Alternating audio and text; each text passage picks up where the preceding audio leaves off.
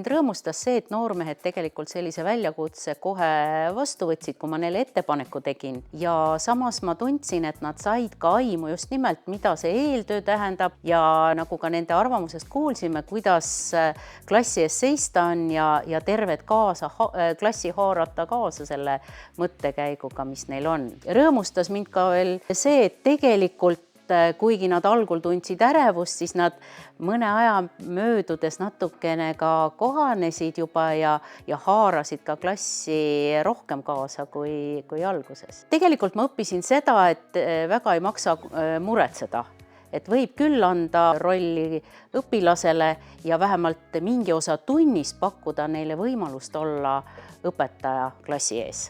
Mõned õpilased kirjutasid, mõned ei vaata üldse, ei kuula üldse, kedagi on telefoni ees, istusid ja nii edasi.